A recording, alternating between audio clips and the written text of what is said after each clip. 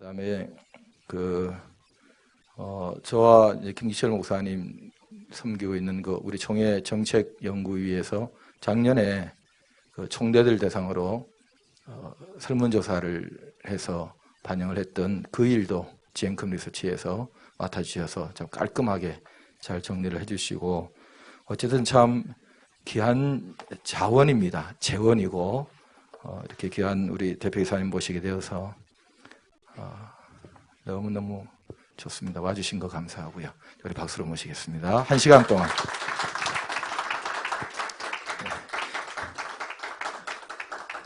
한 시간 동안. 예. 네, 안녕하세요. 지용군입니다. 안녕하세요. 네. 목포를 좀 한번 와보고 싶었는데 계속 한 번도 못 왔다가, 그러다가 목포 올 일이 없는데 오고 싶었지만 근데 이렇게 불러주셔서 감사합니다. 네, 저는 방금 소개받은 지용군이고요. 처음에 이제 학교 졸업하고 갤럽에서 이제 조사 연구원으로 훈련받고 계속 이렇게 지금까지 왔습니다. 그때 한미준이라고 아실 거예요. 한미준에서 이제 조사를 시작할 때, 그때 제가 이제 갤럽에 있을 텐데, 그때 한미준에서 그 당시 이제 간사 목사님이 지금 현재 그 당시 교회성장연구소의 소장이셨던 명성호 목사님 계신 그분이 저를 부르셔서, 야, 네가 좀 이럴 때가 왔다. 그래서 그때 한미준 조사를 시작한 게 기독교 조사의 연을 맺고 그리고 지금까지 왔습니다. 그때 명성호 목사님이 저한테 비전을 주셨어요. 뭐라고 그러냐면, 야, 지용군, 너는 그 한국의 조지 바너가 되라, 이렇게 얘기를 하신 거예요. 근데 그게 그때 제 가슴에 꽂혔어요. 그래서 계속 이제 조사회사를 계속 운영도 하고 하면서 이제 지금 이 회사는 이제 기독교 중심 조사회사로 다시 새롭게 만들었습니다. 작년부터 다시 일을 시작했고요. 네, 지금 뭐 이제 몇 가지 일 하고 있습니다. 그 얼마 전에 그 2015년 그 센서스 조사 결과 발표됐는데, 이거 뭐 이렇게 큰 이렇게 그때 그냥 아주 간단하게 언론에서 발표를 했지만, 이제 오늘은 제가 좀 더 디테일하게 어떤 의미가 있고 그다음에 어떤 결과가 있고 이런 것들을 좀 설명드리는데, 근데 이제 목사님들이나 사모님들이나 쉽게 저 같은 조사 전문가들을 좀 만나기 쉽지 않으니까 조사 관련된 일반적인 상식 같은 거 좀 몇 가지 좀 앞단에서 좀 말씀을 드리면 좋겠다, 이런 생각이 들었습니다. 통계 그러면요, 통계 보통 이제 우리가 살 때 그러니까 세 가지의 거짓말 있다고 하는데, 첫 번째는 진짜 거짓말, 두 번째는 하얀 거짓말, 세 번째가 통계의 거짓말이라고 그래요. 그러니까 어떻게 보면 제가 통계 거짓말하는 그런 직종에 있는데, 또 인류학적으로 보면은 예측을 하는 직업은 망하지가 않는데요. 사실 통계는 예측과 굉장히 좀 밀접한 관계가 있으니까. 근데 이제 통계가 왜 거짓말이라고 하냐면, 제가 이제 한 가지 예를 들어보면요. 지금 대통령 지지도를 우리가 지금 뭐 의미가 없지만, 얼마 전까지 이제 그 최순실 게이트 전에 박 대통령이 뭐 30%, 40% 이렇게 지지도 되잖아요. 그러면요, 지지도를 물을 때 질문 문항 있잖아요. 문항에 따라서 달라지는 경우가 있어요. 그러니까 그 워딩을, 질문 문항을 어떻게 묻냐면, 귀하께서는 현재 박근혜 대통령이 우리나라의 국정을 얼마나 잘 운영하고 있다고 생각하십니까?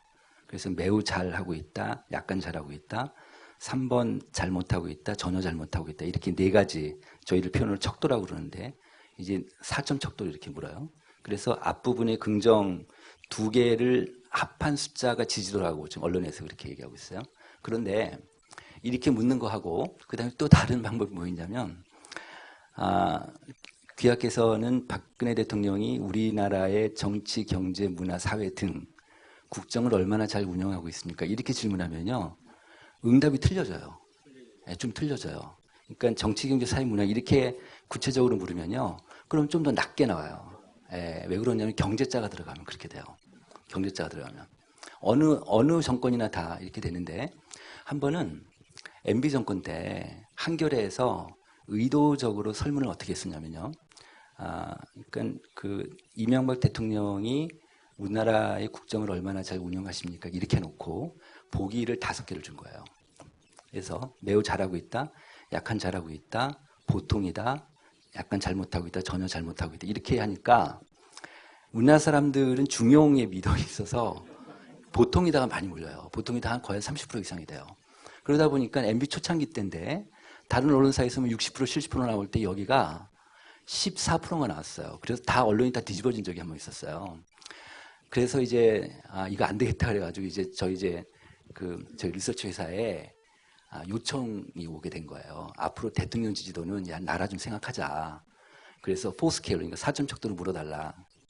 이런 게 이제 말하자면 그 아주 미묘한 그 설문의 차이에 따라서 응답이 달라지니까 그래서 이제 통계의 거짓말이다 이런 얘기가 있고요. 근데 이제 그 전 세계적으로 이 여론조사가 가장 그러니까 하나의 모멘텀이 있었는데 그게 언제냐면 1936년도에 미국의 루즈벨트 대통령이 될 때 그때 대통령 선거였었어요. 그때 그 이제 상대방 후보가 있었는데 그 당시에 이제 갤럽이라는 회사가 있어 1936년도니까 사실 이 여론조사라는 게 굉장히 과학적인 사회과학 분야인데 미국은 벌써부터 그때부터 이런 작업들을 시작한 거죠. 그래서 그 당시에 갤럽하고 리더스 다이제스트하고 붙었어요. 근데 리더스 다이제스트는 2만 명을 조사했어요. 그 다음에 갤럽은 그 당시에 5만 명을 조사했어요. 2만 명 대 5만 명, 그러니까 리더스 다이제스트 200만 명. 200만 명 대 5만 명을 게임을 했었는데 리더스 다이제스트는 루즈벨트의 상대방 후보가 이기는 걸로 이렇게 나왔고요. 그 다음에 갤럽은 루즈벨트 후보가 이기는 걸로 했는데 결과는 갤럽이 맞춘 거예요. 그래서 표본 조사라는 게 샘플링 표본 조사라는 게 이런 위력이 있구나. 그래서 처음으로 이제 전 세계 특히 미국에서 여론조사가 이제 이게 여론조사라는 게 이런 거구나 해서 아주 급속도로 미국에서 여론조사가 이제 이렇게 쭉쭉 성장이 되게 됐고 한국은요.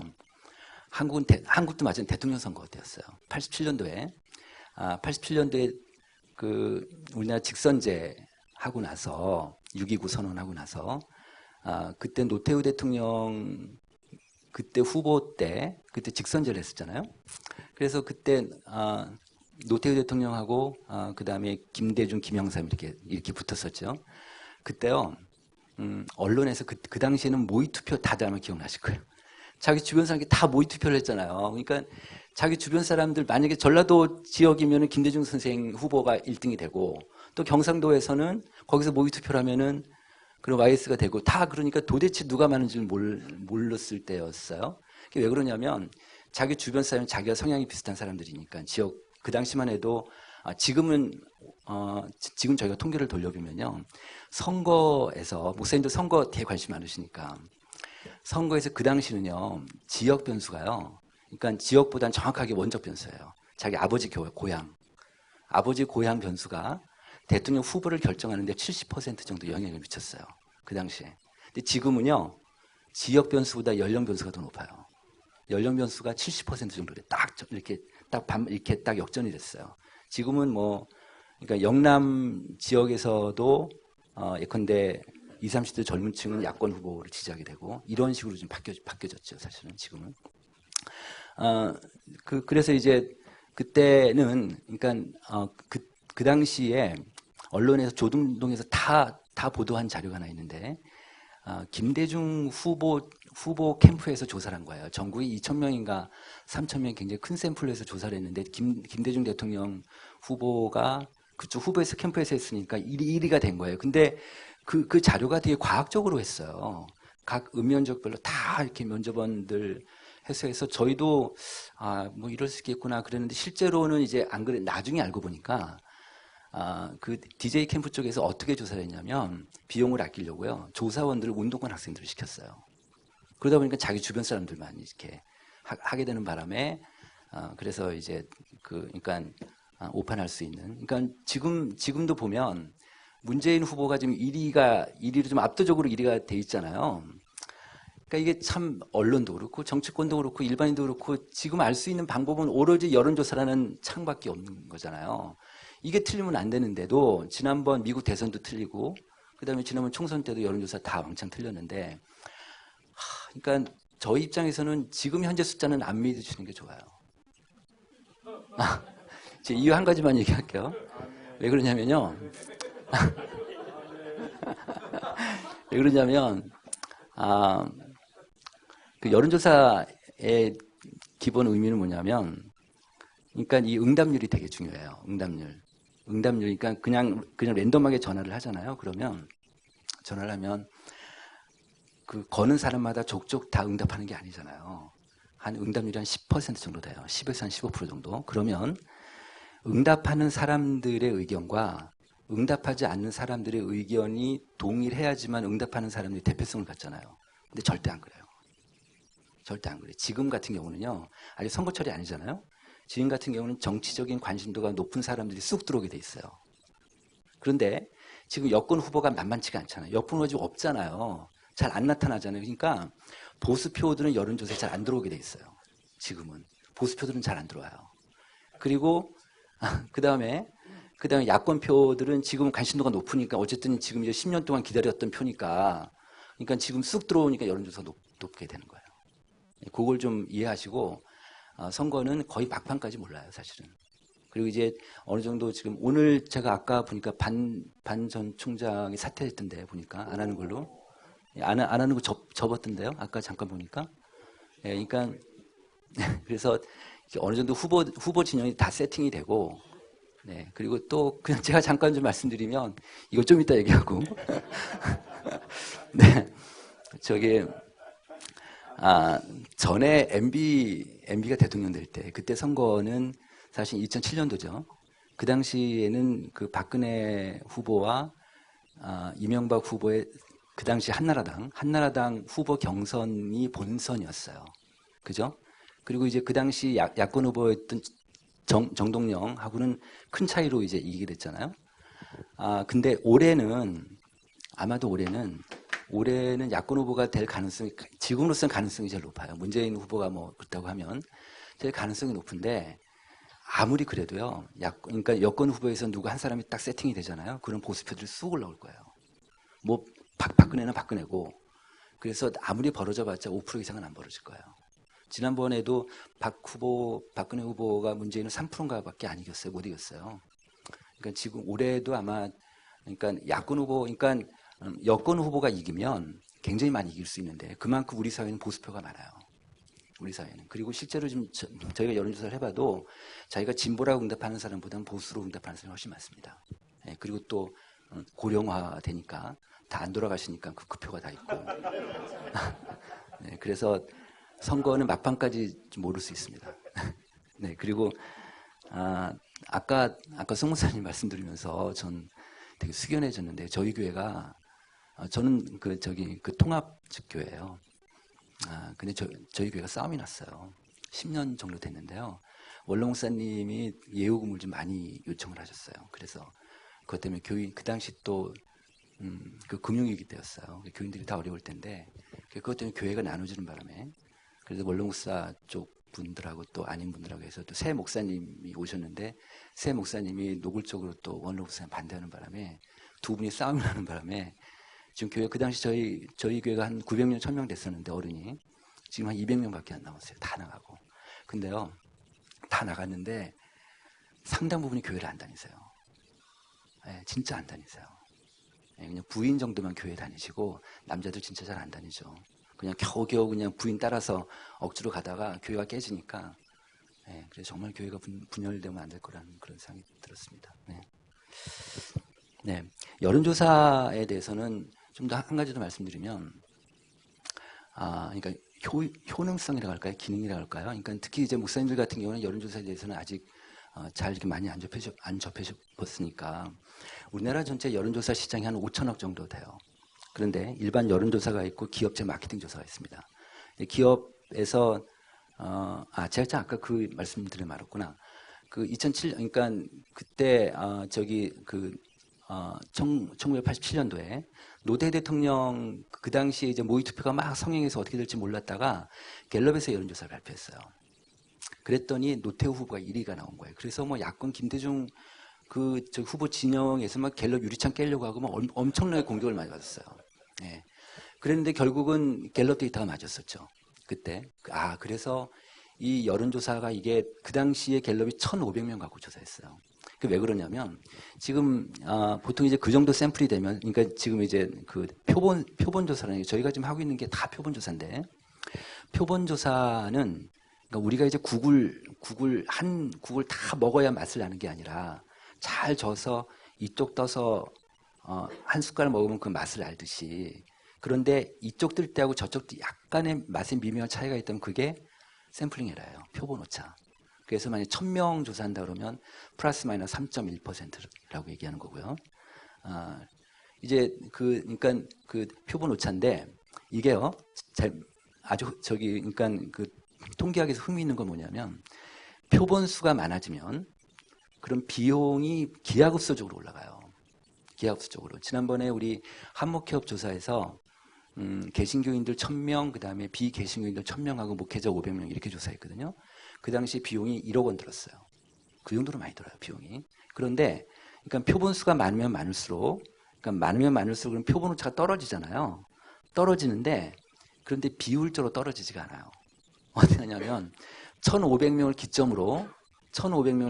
기점으로 해서 샘플이 많으면 올라갈수록 표본 오차는 덜 떨어져요. 그래서 기준을 1500명을 잡고 있어요. 비용 때문에. 비용도 그렇고 해서 1500명이면 충분히 맞출 수 있다고 보는 거예요. 충분히. 그러니까 그 대신에 샘플링을 잘해야 되죠. 샘플링을 잘해야 되는데 샘플링을 할 때는 가장 원칙적인 샘플링은 뭐냐? 우리나라 국민들 만 19세 이상의 국민들 중에서 주민등록번호를 맨 작은 번호부터 끝번호까지 쫙 나래비 시킨 다음에 1500명을 등간격으로 뽑는 게 가장 랜덤한 샘플링이에요. 그러면 지역별도 맞고 뭐 성향도 맞고 학력도 맞고 다 맞게 돼 있어요. 그러면 그게 이제 샘플링의 이제 마술이라는 거죠. 근데 그렇게는 현실적으로 어려우니까 지난번에 총선 때는 왜 못했냐면, 왜 이렇게 다 틀렸냐면, 그때는 지금 저희 여론조사 업체들이요, 핸드폰 번호를 구할 수가 없어요. 핸드폰 번호는 개인정보법 때문에 구할 수가 없어서 지금 현재 법은 그 공직선거법이 어떻게 되어 있냐면 핸드폰은 안심번호라고 그래서 그 번호는 모르지만 만약에 어느 한 개인의 번호라 뭐 000에 0000이다 이렇게 가상의 번호를 하나를 줘요. 그렇게 해서 그 정당에서만 그 번호를 사용할 수 있게 돼 있어요. 그것도 유효기간 딱 일주일만. 그렇게. 그래서 이제 그런 것 때문에 집전화밖에 못하니까 지금 현재 집전화 보급률이요 몇 프로는 될 것 같으세요? 50%도 안 돼요. 그냥 40% 정도밖에 안 되는데 예컨대 신도시 지역이면 전체가 다 빠지게 되는 거예요. 왜냐하면 사람들이 집전화를 안 갖고 가는 경우가 많으니까. 네, 그래서 샘플링 자체가 문제가 돼서 다 틀려버린 거죠. 그래서 이런 문제가 이제 국회까지 가서 이번 선거 때는요 조사회사들도 이제 안심번호, 핸드폰 번호를 갖게 돼 있어요. 이번부터는 그래서 좀 더 정확한 그런 조사가 되지 않을까 이런 생각이 듭니다. 그래서 이제 이렇게 조사를 했는데 한 번은 제가 어떤 경험이 있냐면 저기 그 서울에서 오신 목사님들 아시죠? 목동에 트라펠리스라고 삼성에서 지은 아파트가 하나 있어요. 근데 이제 삼성건설이 저한테는 고객이었어요. 그래가지고 저한테 어떤 조사 의뢰가 들어왔냐면 분양하기 딱 열흘 전에 딱 조사가 들어온 거, 저기 의뢰가 들어왔어요. 지금 빨리 조사를 해줘서 분양가가 자기네 분양가가 평균적으로 1,900만 원. 왜냐하면 이제 이거는 주상복합이니까 막 뭐 그 40층까지 있었는데 그 아파트가. 그러니까 층별로 올라가서 분양가가 높잖아요. 그래서 중간값을 한 1,900만 원 정도 잡은 거예요, 이 사람들이. 근데 불안해서 이 가격이, 왜냐면 그 당시엔 제일 높은 가격이었어요, 그게. 그래서 이 가격이 맞는지 안 맞는지 빨리 측정만 좀 해달라고 요청이 들어왔어요. 그래서 제가 이제 목동 주변에 영등포하고 목동하고 다 양천구 전체 다 해서 조사를 했더니 제가 지금까지 조사한 바로는 딱 한 번 그 경우인데 보통 소비자들이 물어보면 저기 이 아파트는 얼마 정도 분양했으면 좋겠습니까? 그러면은 공급자가 생각하는 분양가보다는 더 낮게 부를 수밖에 없잖아요. 근데 여기는요 더 높게 불렀어요. 그때 주상복합 한창 막 붐업이 이렇게 됐거든요. 그래서 저희가 조사 결과를 그때 500명밖에 조사를 안 했는데 조사 결과가 아까 제가 이제 이쪽 공급자 입장에서는 1,900만 원 정도 저기 했는데 2,200만 원이 나왔어요. 2,200만 원. 그래서 야 이거 어떡하나 이걸 숫자를 어떻게 그냥 에라 모르겠다 그냥 2,200만 원 해가지고 올렸어요 보고서를. 그쪽에 심각하게 저를 부르더라고요. 그래서 같이 해서 이 숫자 맞느냐 이렇게 저한테 묻는 거예요. 왜냐하면 삼성 입장에서는 그 금액보다 더 낮을 거라고 생각했었거든요. 자기네 생각했던 금액보다 더 낮을 거라고 혹시 해서 물었는데 더 높게 나왔으니까 그냥 그렇게 나왔습니다. 그랬죠. 뭐 제가 어떻게 하겠어요. 그렇게 나왔습니다. 그랬더니 그래서 이제 그 삼성에서 경영진에서 다 의사결정을 해가지고요. 분양 카탈로그 분양 책자를 다 고쳤어요. 미리 만들어 놓은 걸 다 고치고 2,200으로 싹 고쳐가지고 냈는데 며칠 만에 다 팔렸잖아요. 예. 그러니까 조사가 그렇게 활용이 돼요. 하나 더 얘기를 들까요? 3천만 원. 네, 3천만 원. 거기 몇백억은 벌었을 거예요. 예, 그래서 저 그냥 밥 한 번 얻어 먹었어요. 그래서 그리고 한 번 더 있는데 어떤 케이스가 있냐면 거꾸로 이번에는 저기 GS 건설에서 춘천이 그 당시에 인구가 한 20만 명 정도 됐는데 춘천에 아파트 3,000세대짜리 아파트 분양을 하겠다는 거예요. 그런데 보통 이제 아시겠지만 아파트는 1,500세대 정도 되면 그 안에서 소사이어티가 형성이 돼요. 다 자급자족이 되거든요. 거기서 뭐 물건 같은 거 다 살 수 있고. 근데 3,000세대는 굉장히 큰 세대거든요. 그래서 근데 마케팅 팀에서 야 이거 안 될 것 같은데 계속 근데 영업에서 이제 그걸 하자고 하니까 그래서 마케팅 팀에서 의뢰가 들어온 거예요. 이거 수요 좀 예측해달라고 몇 세대 나오는지. 그래서 춘천 인구 갖고는 도저히 그 세대가 나올 수가 없을 것 같아가지고 그 당시는 그 경춘고속도로가 만들기 전이었어요. 그래서 경춘가도에서 그래가지고 남양주 뭐 이렇게 화도 뭐 이쪽 해가지고 서울의 광진구 그쪽까지 그 줄에 있는 모든 주민들을 다 했더니 그 예상된 수요가 한 500세대도 안 나온 거예요. 3,000세대를 계획하고 있는데 그래서 그 보고서 그대로 냈죠. 그랬더니 그래서 그 보고서대로 해서 그래서 그 아파트 개발을 포기했어요. 그랬더니 알고 보니까 그 아파트 그 건설사의 영업 임원들이 시행사고 이게 로비가 있었던 거예요. 예, 그런 문제가 좀 있었죠. 그리고 이런 것들이 조사를 통해서 이제 활용되는 거고요. 한 번은 또 이런 조사도 있습니다. 이거는 목사님들이 활용하시면 좋아요. 그 FGI라고 그러는데 포커스 그룹 인터뷰라고 그래요. 무슨 얘기냐면 8명 정도를 방 안에 앉혀요. 근데 서로 몰라야 돼요. 서로 몰라야 되고 진행자가 설문지를 미리 준비하고 있다가 2시간 동안 이 사람들한테 그 제품에 대해서 다 물어보는 거예요. 이거 어떠냐 저떠냐 그렇게 하고. 그러니까 지금 현재 기업에서 나오는 모든 제품은요. 그 조사 방법을 통해서 제품 출시를 해요. 100% 그렇게 해요. 100%.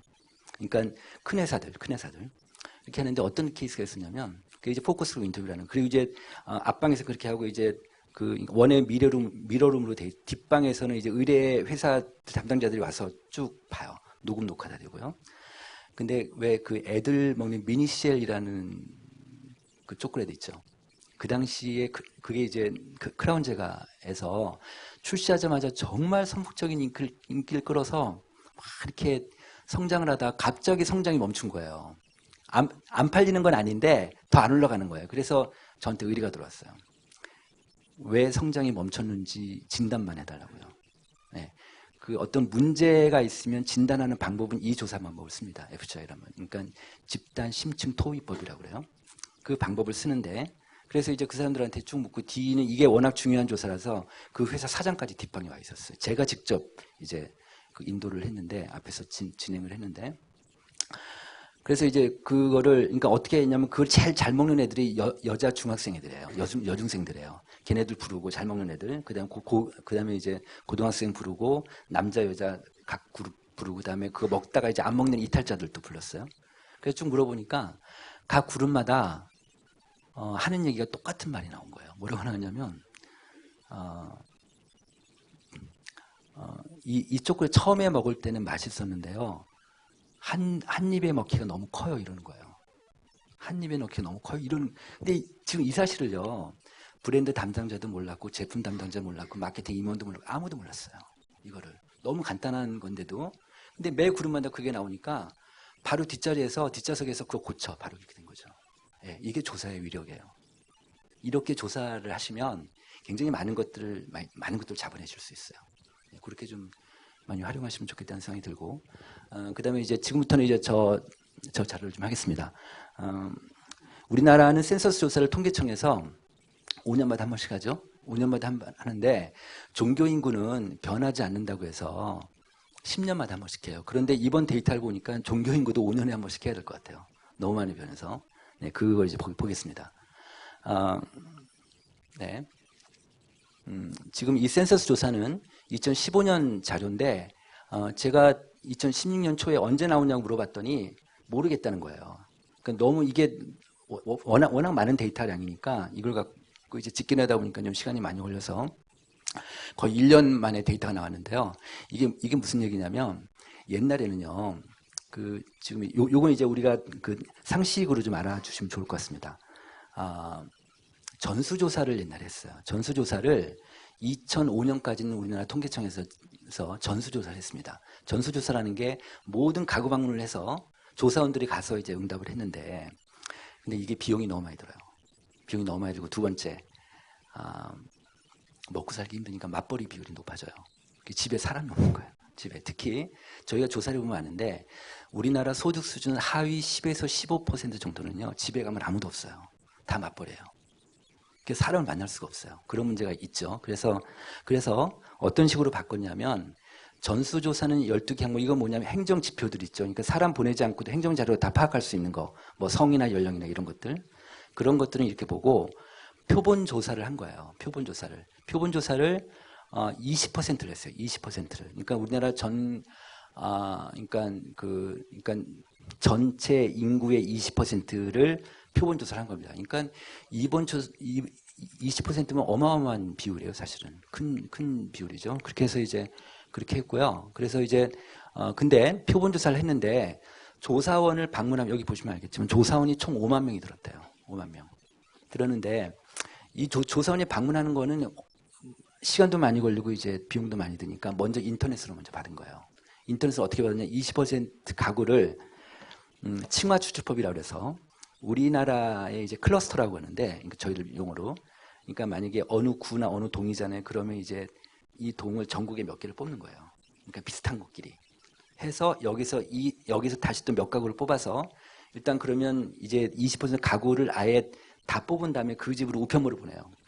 우편물을 보내서 그래서 이제 이런 조사 가구가 이제 이런 조사 대상자에 선정이 됐으니까 인터넷으로 응답해 주십시오. 이렇게 해서 또 이제 뭐 컬도 하고 이렇게 해서 이제 하는데도 불구하고 끝까지 안 하는 사람들이 있을 거 아니에요. 안 하는 사람들 조사원이 직접 보내서 이제 방문 조사하는 거예요.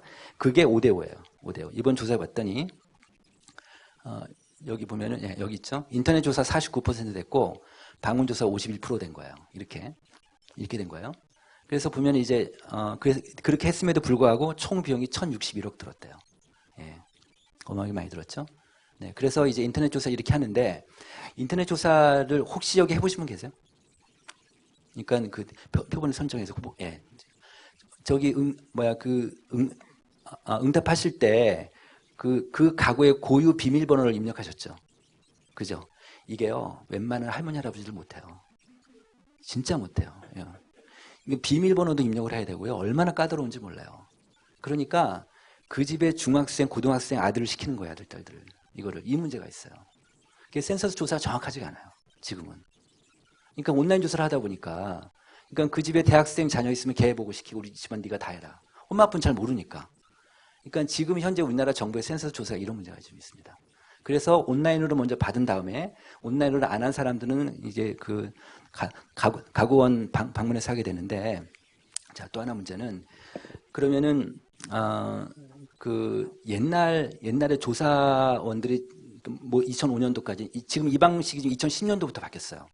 근데 2005년도까지 전 조사원이 다 갔잖아요. 그러니까 이제 방문을 하면은 가구원 구성원별로 용지가 달랐어요. 그죠? 각각 다 응답을 해야 되는데 그러면 본인들이 다 응답하는 게 제일 좋지만 그거 어떻게 그래요? 한 식구가 그냥 한 사람이 다 해버리잖아요. 그런데 이게 종교에 문제가 생긴 거예요. 종교에.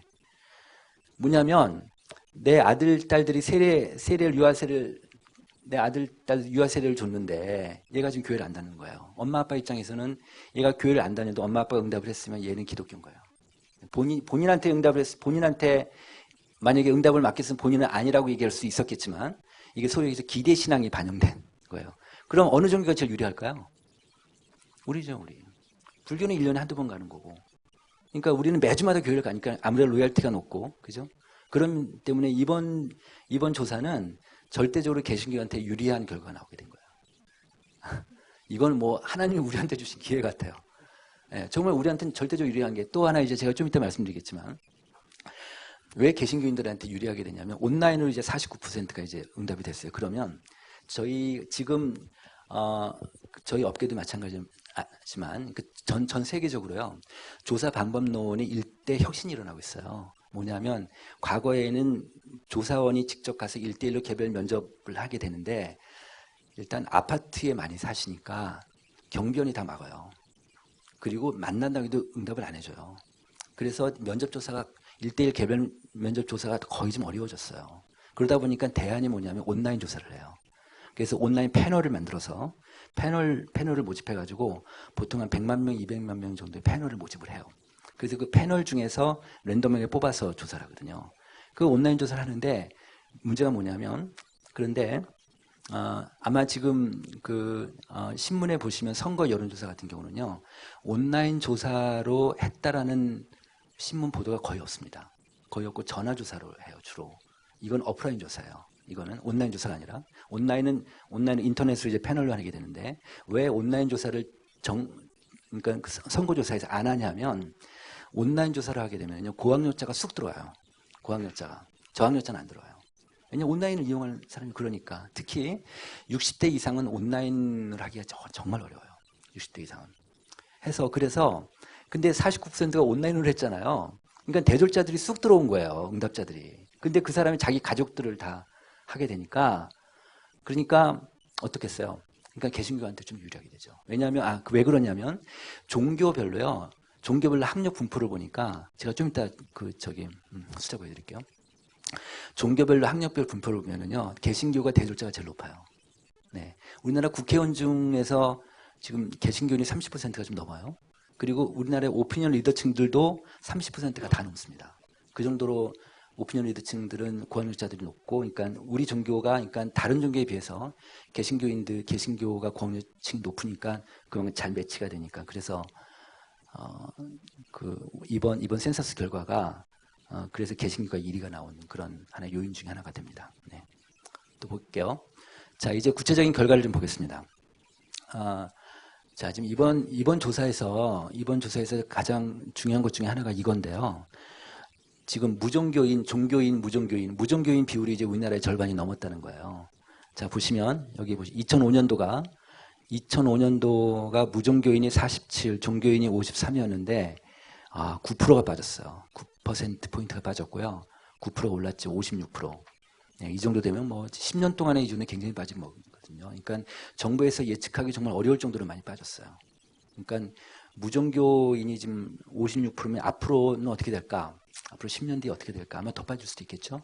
네, 그럴 수도 있는데 그리고 인구로 보면 300만 명 정도가 예전보다 더 많이 빠진 상태고요. 그래서 이 정도 되면 탈종교하다 뭐 이렇게 언론에서도 얘기하고 있습니다. 네. 네, 그다음에 이제 이건 아마 목사님들이 아마 직접 느끼실 것 같은데요.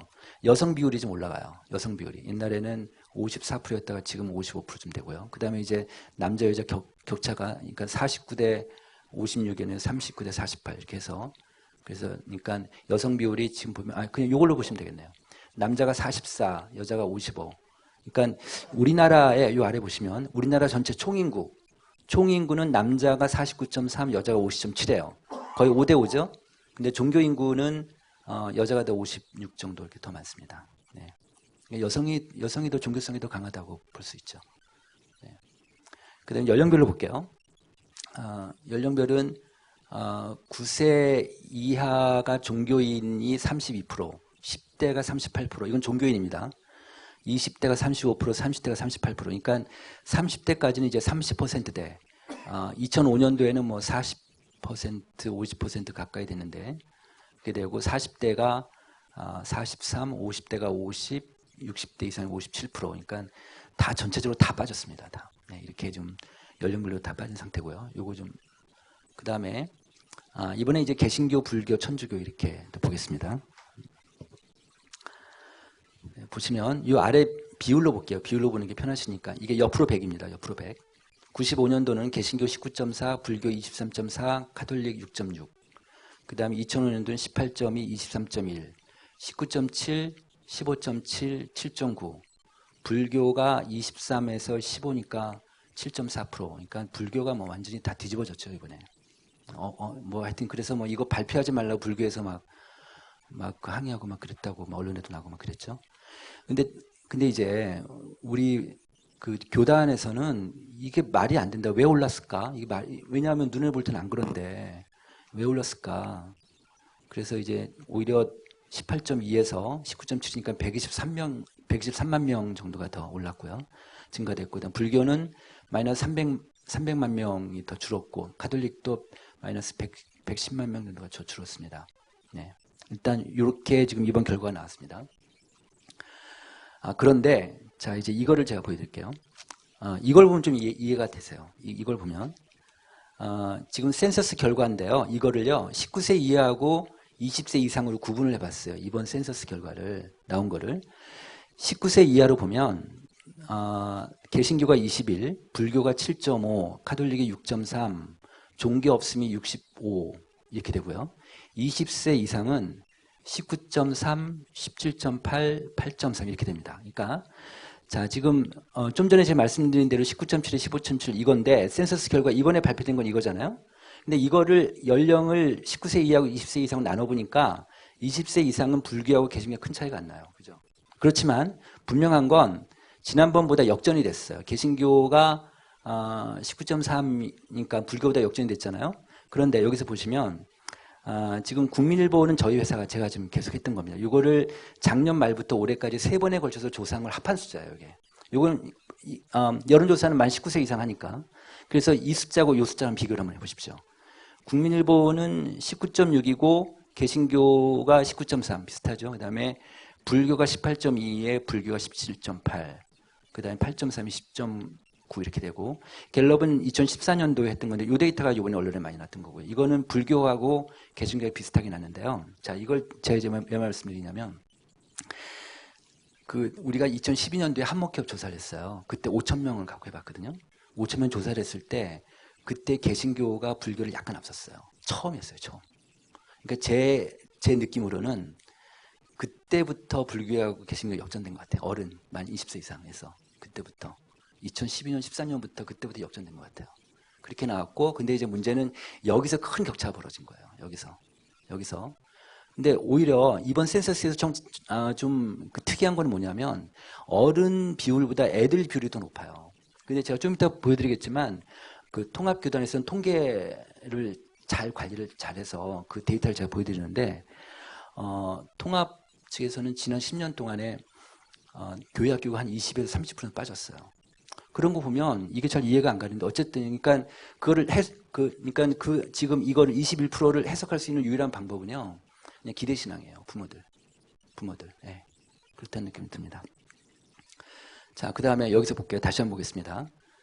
이건 연령별 비율 2005년도하고 2015년도 이렇게 같이 비교해서 보겠습니다.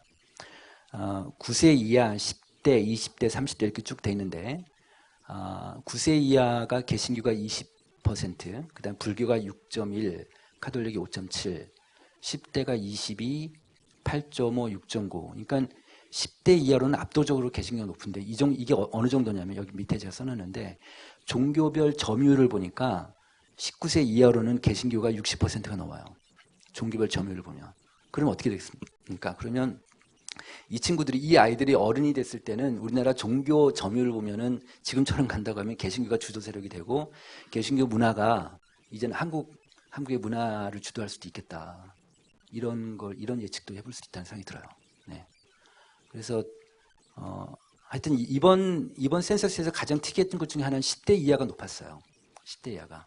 이거는 이제 부모들 뭐 그렇게 보는 거고. 그다음에 또 하나는 여기서 보시면 40대까지는요. 개신교 비율이 불교 비율보다 더 높고요. 19.5, 15.7. 그리고 아직까지 50대부터는 불교가 더 높습니다. 불교 22, 19, 60대는 26, 20 이렇게 되어 있습니다. 네. 천주교는 숫자로는 되게 모호해요. 잘 모르겠어요. 천주교는 잘 이렇게 특징적인 거 잘 안 나타납니다.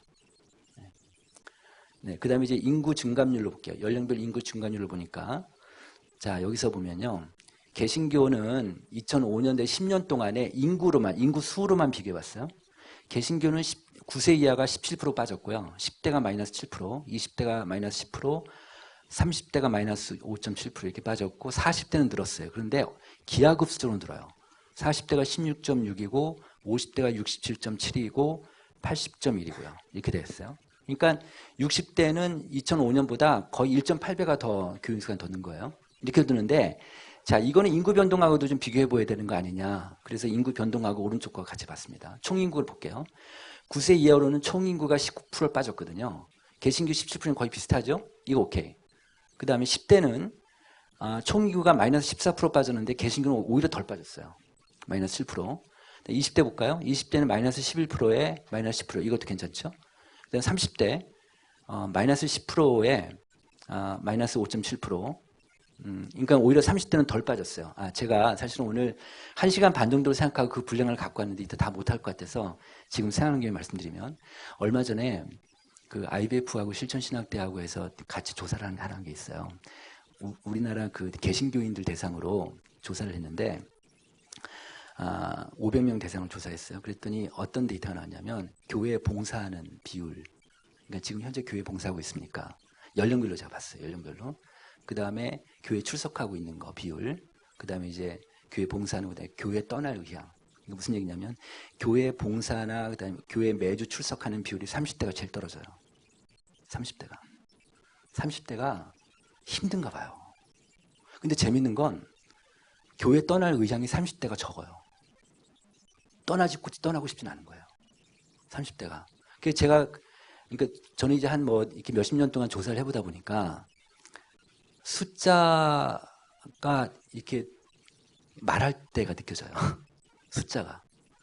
이 숫자가 제가 이 숫자를 보면 분석하면서 어떤 느낌이 들었냐면, 야, 30대 되게 힘들구나. 30대는 누군가 잡아줘야겠구나, 교회에서. 교회 떠나고 싶지 않은데 어렸을 때부터 성장을 했고, 그 다음에 지금 7포 세대, 5포 세대, 그래가지고 저기 어디서 조사했는데 보니까요, 7포, 7가지 포기해야 되는 거 아시잖아요? 그 중에 뭘 먼저 가장 포기하고 싶으냐 이랬더니 뭐가 1등 나온지 아세요? 결혼이에요, 결혼. 결혼 먼저 포기하겠다. 네. 이 정도로 지금 30대 애들이 힘들게 살아가고 있는데, 그러니까 교회 생활도 잘 못하는, 하고 싶지만, 그런 게 느껴졌어요. 교회에서 좀 30대를 돌봐야겠다, 이런 생각이 좀 들었습니다.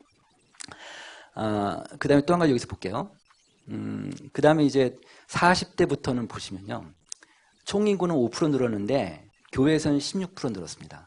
그 다음에, 50대는 총인구가 55% 늘었고, 50대가 67% 늘었고요.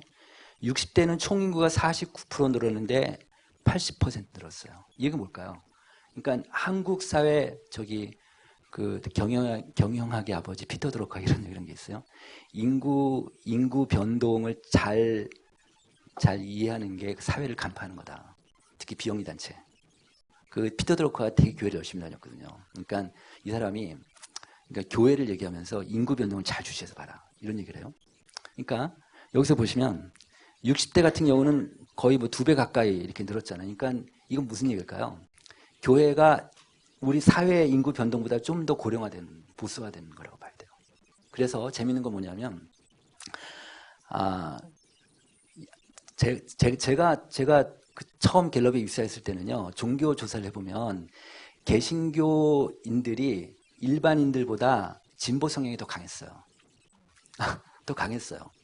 그런데, 그러니까 이제 그걸 이제 어떻게 질문하냐면, 귀하의 이념 성향은 다음 중 어디에 속하십니까? 그래서 매우 진보, 약간 진보, 중도, 약간 보수, 매우 보수 이렇게만 아주 심플하게 물어요. 그 데이터를 갖고 봤더니 한 20년 전에 30년 전에는 개신교인들이 가장 진보 비율이 높았어요. 근데 지금은요, 일반인보다 개신교인들이 보수 비율이 더 높아요. 바뀌었어요.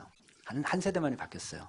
근데 또 하나 재밌는 건 뭐냐면 목회자분들이 목회자의 그 연령대 있잖아요. 목회자 연령대에서 그 일반인들의 이념 성향보다 조금 더 보수적이세요. 한 10% 정도. 목회자분들이 보수적이니까. 그러니까 목회자들이 가장 보수적이고, 그 다음에 개신교인들, 그 다음에 일반인들 이렇게 돼요. 그러니까 보수화를 보면. 이제 그런 영향이 이것 때문에 그런 것 같아요. 이것 때문에. 이것 때문에. 그래서 이 부분을 이제 아시고, 그러니까 청년층들이 참 교회 적응하기 어려울 것 같아요. 교회.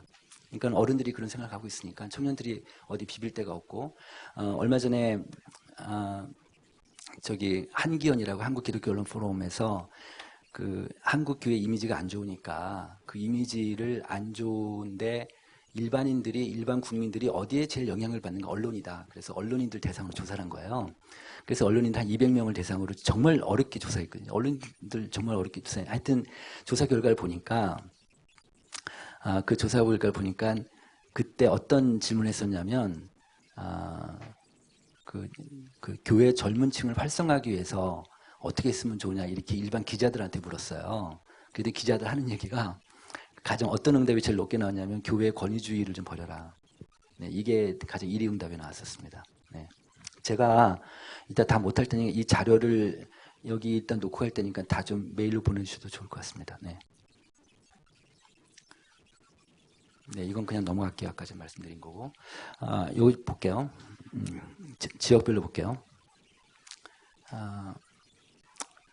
지금 이건 뭐냐면 잘 안 보이실 텐데 서울, 인천, 경기 수도권의 종교 분포입니다. 수도권은 그 개신교가 잡고 있어요. 불교는 11, 9, 12고 카톨릭 19. 그러니까 지금 수도권 같은 경우는 불교와 카톨릭이 거의 비슷하고요. 개신교가 거의 한 2배 정도 높게 나오고 있습니다. 수도권은 어쨌든 종교 문화는 개신교라고 봐야 됩니다. 그 다음에 지난번에 언론에 동서로 나눠서 뭐 서쪽은 개신교고 동쪽은 뭐 불교다 이렇게 얘기하는데 사실 엄밀히 얘기하면 이거 보면 그렇진 않아요. 뭐냐면 중부권을 개신교가 잡고 있어요. 중부권을.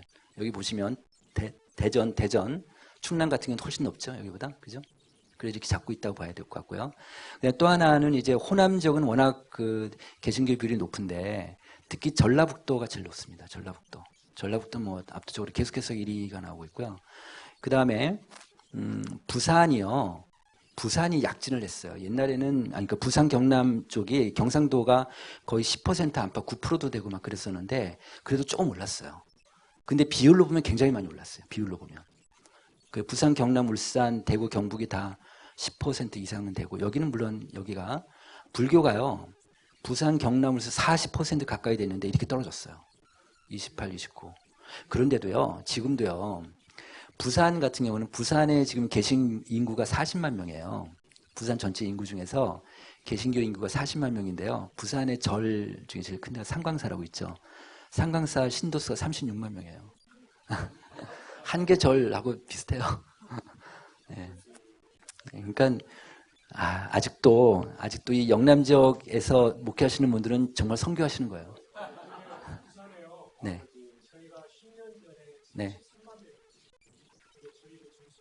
네. 네. 그래요. 그러셨구나. 네, 부산 많이 늘어났어요. 네네. 네. 아니, 부산뿐 아니라, 그러니까 뭐 대구, 경북도 다 늘어났어요, 이번에. 네. 이걸 다시 권역별로 보겠습니다. 이건 이제 지역별로 2005년 대비해서 이제 지역별로 증감률을 보니까 서울은 크게 늘어나진 않았고요. 부산이 20% 늘었고, 부산 경상도가. 인천 경기도 20% 늘었고, 광주 전라는 5%밖에 안 늘었고, 대전 충청 18%. 거의 뭐 서울하고 광주만 빼고, 광주 전라만 빼고 나머지는 한 20% 정도 이렇게 오르는 상태입니다. 네. 네. 자, 이제 그런데 지금까지는 이제 그 센서스 조사 결과고 이건 교단 통계 중에서 발표된 자료만 갖고 왔습니다. 그 발표된 자료 중에서 통합교단인데요. 이거는 지금 다네요. 여기 보시면 이게 지금 어른 교인수입니다. 어른 교인수. 합동이 2005년도에 270만 명이고, 2014년도에 270, 거의 비슷하죠? 거의 비슷하고. 그 다음에 예장 통합이 2,500만, 2,800만 더 늘었죠? 그 다음에 감리가 150만 명, 146만 명 거의 비슷하고, 예장 고신이 46만 5천, 그 다음에 46만 1천 비슷하고, 기장이 좀 줄었어요. 33만 7천 명에서 28만 4천 명 줄었고, 예장 확신이 2005년도에 13만 7천에서 2014년도가 15만 명 좀 늘었는데, 여기도 보시면 이게 그래프를 그린다고 보면 그러면은 예장 합동 볼게요. 합동에서 지금 그러니까 공식적으로 발표한 자료입니다. 이건 2011년이 298만 9천 명, 12년이 299만 명에서 12년부터 약간씩 빠지고 있습니다. 약간씩 빠지고 어떤 같은 기준으로 하셨으니까 그게 뭐 약간 오버 에스티메이트 데이터 뭐 하더라도 그 다음에 통합을 보면 285만 명, 285만 명에서 2012년부터 좀 빠지고 있고요. 그다음에 감리가 2009년, 10년, 11년부터 좀 빠지는 것 같고요. 예장 고시는 2011년, 12년까지는 48만 명 갔다 좀 빠지기 시작했고, 기장은 2007년부터 빠지기 시작하고요. 그 다음에 합시는 2010년부터 빠지기 시작하네요. 그죠? 그런데 10년간 보면은 10년 전하고 지금하고 거의 비슷해요. 사실은 조금씩 빠지지만 거의 비슷한 걸 볼 수 있는데 이걸 한번 볼게요. 그 다음 페이지 볼게요. 이게 뭐냐면 이것도 다른 교단도 비슷할 것 같은데 제가 지금 구한 자료가 통합 자료밖에 없어요. 그래서 이걸 했습니다. 통합 자료 볼게요. 유치부가요. 7만 6천 명 2006년도에 7만 6천 명인데 10년 후가 5만 5천 명. 유년부가 7만 9천 명에 4만 8천 명. 초등부가 9만 명에 5만 5천 명. 소년부가 10만 5천 명에 6만 2천 명. 중고등부가 18만 9천 명에 14만 7천 명. 그래서 10년간 증감률을 보니까 28%, 39%, 38%, 40%, 22% 이렇게 빠졌어요. 교육학교는 심각하죠. 저기 그 기독교 연합신문에 제가 조사한 건데 기독교 연합신문에서 그 서울의 사랑의 교회에서 펀드를 좀 하셔가지고 교회학교 조사를 한번 한 적이 있어요. 중고생들 조사를 한 적이 있는데 그때 제가 어떤 질문을 넣었냐면 학생 질문 워딩이래요. 학생의 개인적인 신앙에 가장 영향을 주는 사람이 누구입니까? 이렇게 물었어요. 그래서 저는 그 교회학교 선생님이 좀 어느 정도 좀 올라올 거라고 봤더니 일단 어머니가 제일 높아요. 어머니가 1위, 압도적으로 1위고요. 교회학교 선생이요 2%인가 3%밖에 안 나왔어요. 네. 그래서 지금 이 문제를 해결하려면 제가 볼 때는 지금 뭐 중고등부 해결한다고 해서 이쪽에서 지금 그 아래서 안 올라오니까 지금 이쪽을 해결하려면 어머니밖에 없는 것 같아요. 이쪽에서 해결하려면 어머니를 학생 교육, 어머니 교육 이거를 만약에 지금 이제 그 교회 갱신이니까 리뉴얼 하시는 거니까 그 교갱협이라도 그 어머니 교육 시스템을 좀 만들 필요가 있을 것 같아요. 네. 어머니. 네. 그다음에 이제 2005년도 이번에 전문가들이 다 일제히 다 이 목소리에 이제 아우성을 쳤습니다. 이게 무슨 얘기냐면 2005년 설문이 잘못됐다. 지금 설문은 어떻게 되냐면 종교가 있습니까? 있다 없다 하고 있으면 있다면 무엇입니까? 이 중에서 하나 공표 치는 거거든요. 불교, 기독교, 개신교, 기독교, 천주교, 원불교, 유교, 천도교, 대순진례, 대종교, 기타 이렇게 놓고 밑에 줄을 달아놨어요. 여호와 증인, 뭐 그리스도의 교회, 뭐 그다음에 어쨌든 그런 종파들도 다 개신교로 응답하십시오 이렇게 해놨어요. 그렇게 다 이번에도 그렇게 했고요. 그래서 우리가 소위 얘기하는 이단도 개신교로 다 응답이 되어 있습니다. 이번에. 네. 해서 이단 측정이 지금 아무도 안 되니까 이단 측정을 지금 몇 명이라 뭐 누군 100만 명이라 했다 그래서 지금 이번에 제가 좀 그 몇 사람 전문가들한테 쭉 의견을 들어 취합을 해보니까 이단이 한 30만 명 정도 나와요. 30만 명 정도. 근데 그동안 많이 성장했다 하더라도 30만 명은 아직까지는 뭐 유의미한 숫자는 아니라고 볼 수 있는데 어쨌든 그 우리가 960만 명 중에 30만 명이면 몇 프로인가요? 한 3% 되나요? 3%? 이런 사례가 있습니다. 저기 그 승용차 있잖아요. 승용차 차 있잖아요. 차가 신차가 나왔을 때 사람 눈에 보일 정도가 마켓 쉐어가 몇 프로냐?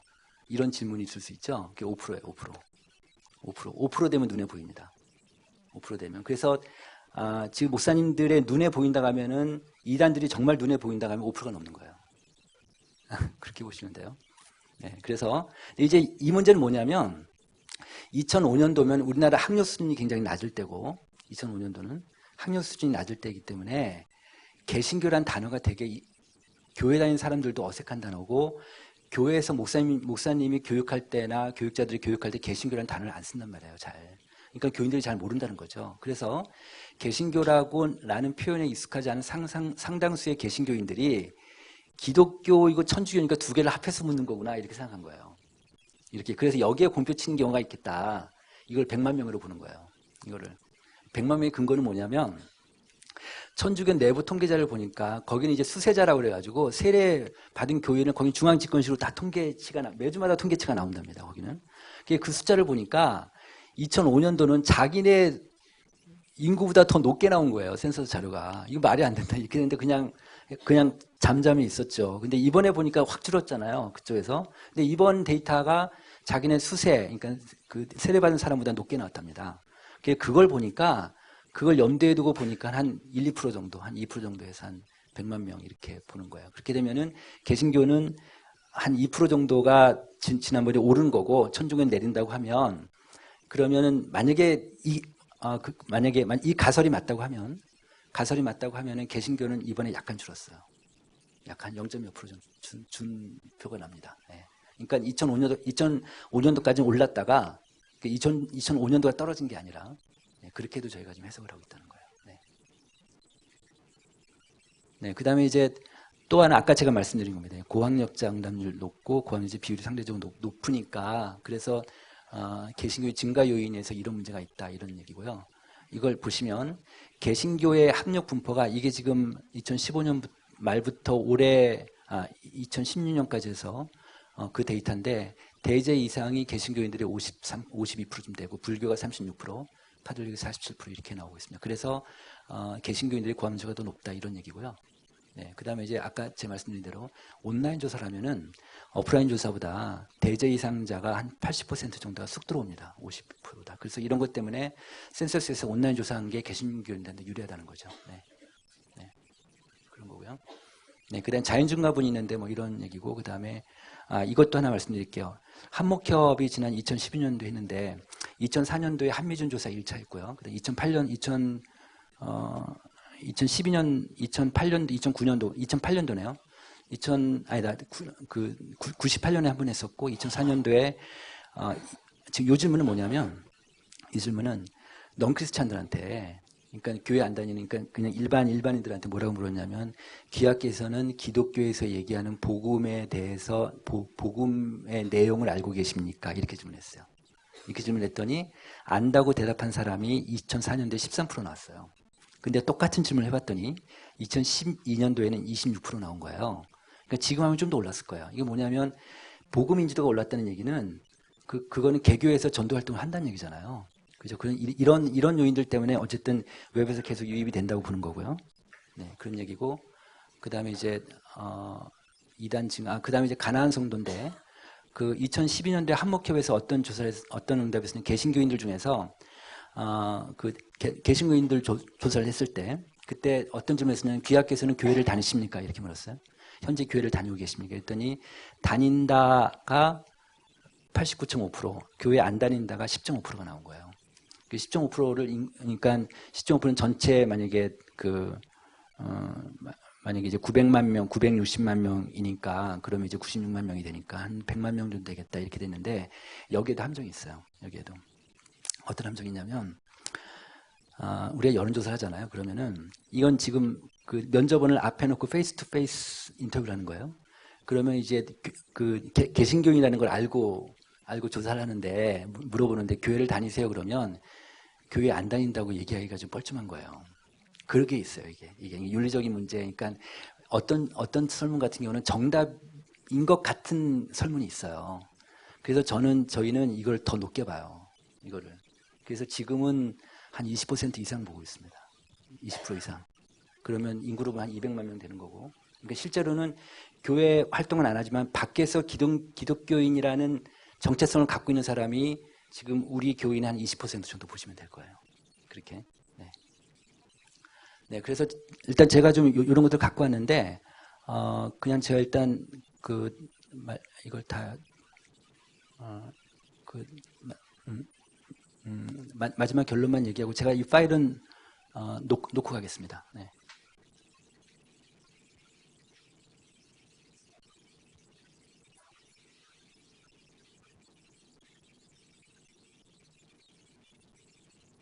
네, 요거 센서 조사 결과의 의의만 잠깐 보겠습니다. 네. 그다음에 이제 아까 이거 쭉 말씀드린 거고, 특히 이제 20, 30대 젊은 층들의 무종교 비율이 높은데 20대가 65%, 그다음에 30대가 52%. 젊은 층들의 어떤 현실적인 어려움에 대해 종교가 좀 수용하지 못하고 있다. 뭐 이런 것들이 좀 인사이트로 나오겠죠. 그다음에 가난한 교인들, 소위 얘기해서 교회 안 다니는 사람들. 아까 좀 전에 말씀드린 거 이거고요. 그다음에 다음 세대에 대한 교육인데 개신교 점유율이 지금 9세 이하가 63%, 지금 10대가 59%니까 자, 그러니까 지금부터 지금 교회 학교 교육의 어떤 패턴, 교육의 어떤 방향이 좀 달라질 필요가 있다는 생각이 들어요. 이 친구들이 어른이 됐을 때는 한국 사회를 주도하는 한국 사회 문화를 주도하는 세력이 될 수 있을 테니까, 종교 문화에서. 그래서 기독교적 세계관이나 기독교적인 인생관을 굉장히 깊이 있게 심어줄 필요가 있다는 생각이 들었어요. 네, 그런 것들이 되게 중요하겠다, 이런 생각이 들었고. 자, 이제 우리가 좋든 싫든 간에 우리가 1위가 됐습니다. 1위 종교가 됐는데, 자, 그럼 앞으로 어떻게 될까요? 우리가 쉽게 예상할 수 있는 건 이런 것들이 있을 것 같아요. 언론에서 무슨 종교적인 문제가 있으면 개신교를 먼저 찾을 것 같아요. 개신교를 먼저 찾을 거고, 정부에서 무슨 문제가 있으면 종교 대표주 개신교를 먼저 찾을 것 같고, 대통령하고 무슨 뭐 만찬하고 해도 바로 옆에 이제 개신교 목사가 옆에 앉을 거고요. 그럴 것 같고요. 그다음에 한국 사회 전체, 이게 무슨 얘기냐면 그다음에 종교 관련 국가 정책을 결정할 때 개신교 의견에 대해서 좀 더 예민하게 받을 것 같아요. 이제 우리를 무시하지 않고 그럴 것 같은데, 그래서 이제는 한국 사회 전체를 보는 시각이 되게 중요하겠다, 우리가. 그러니까 우리 그냥 교회 내부에 매이지 말고 이제 한국 사회 전체를 좀 보자. 아까 그 말씀도 하셨지만 지금 우리나라에서 하루에 자살자가 42명이에요. 지금 OECD 중에 제일 높다고 하잖아요. 근데 자살 미수자가 10배래요. 10배. 예, 그 정도로 지금 우리나라 좀 어려운데, 노인 빈곤율이 지금 OECD에서는 50%, 우리가 50%인가 그래요. 그래서 노인 빈곤율이 어떤 개념이냐면 우리 사회 중위소득의 하위 10%예요. 65세 이상 노인들이 50%가 그 안에 속해 있는 게 우리나라예요. 그래서 우리 사회 전체를 좀 보는 시각이 필요하겠다. 이런 것들이 좀 이제 앞으로 이제 우리가 가져야 될 것 같고요. 그 다음에 요 질문은 요 내용은 뭐냐면, 아까 제가 얘기했던 언론인들한테 물어봤더니 한국 교회가 앞으로 어떤 모습이 됐으면 좋겠느냐, 미래. 한국 언론인들한테 물어봤더니 그 사람들이 어떤 대답을 했냐면 이거 얘기를 했어요. 그 구제나 봉사도 좋지만 이거 해라, 이거. 올바른 방향성을 제시하는 한국교회. 근데 이거요, 1번, 2번, 3번 전체가 우리의 한계가 뭐냐면 개교회주의잖아요. 그러니까 이게 통합된 목소리를 내기가 어렵잖아요. 그래서 절대적으로 우리 연합이 되게 중요할 거예요. 그래서 교갱협이라든지 한목협이라든지 이런 단체가 그 역할의 중요도가 점점 더 한국 개신교를 살리고 죽이고 또 한국 사회를 살리고 죽이고 이렇게 된다는 생각이 들었고요. 그 미국의 마지막으로 이 말씀만 좀 드리겠습니다. 미국의 그 남침내 교단, 미국 교단들은 돈이 많잖아요. 그래서 특히 남침내 교단 같은 경우는 제일 돈이 많은 교단인데 거기서 리서치 회사를 운영하고 있어요. 저희 같은 라이프웨이 리서치라는 회사입니다. 근데 지금 온라인 사이트 들어가면 그 질문이 떠 있는데 거긴 매주마다 조사를 해서 이렇게 띄워요. 일반인들 띄우는데 일반인들 대상 조사를 했는데 어떤 조사를 했었냐면, 우리말로 이제 번역을 하면 그 국가나 사회에 도전하는 문제가 생겼을 때, 문제에 닥쳤을 때 그 사회에 대해서 건강하게 대화할 수 있는 가장 최적의 위치에 있는 사람이 누구냐, 이렇게 질문했어요. 그러니까 그 국가가 당면한 문제에 대해서 그거를 적절하게 대화로 풀어갈 수 있는 최적의 사람이 누구냐, 이렇게 문답을 했거든요. 1위가 대통령이 나왔어요. 미국 사람들이. 2등이 목사가 나왔어요. pastoral in local church, 이렇게 나왔어요. 그러니까 미국 사람들은 목사에 대한 이렇게 인정을 해주는 것 같아요. 목회자에. 근데 제가 이 문항을 그대로 한번 한국에서 한번 해보고 싶어요. 한국 사람들은 이 목회자에서 어떻게 생각하는지. 그 다음에 이제 뭐 3등 뭐 국회의원, 뭐 정치인들, 그다음에 교수, 뭐 사회단체 이런 것들이 나왔는데, 미국에서는 목회자에 대해서 그런 의미를 얘기하고, 그 다음에 이제, 그냥 역할도 요구하고 뭐 이러는 것 같습니다. 한국에서도 그런 시대가 좀 됐으면 좋겠고요. 그 다음에 이제, 네, 그 정도로, 또 뭐 또 이제 시간이 되면 더 말씀드리겠지만 일단 오늘은 여기까지 마치겠습니다. 감사합니다.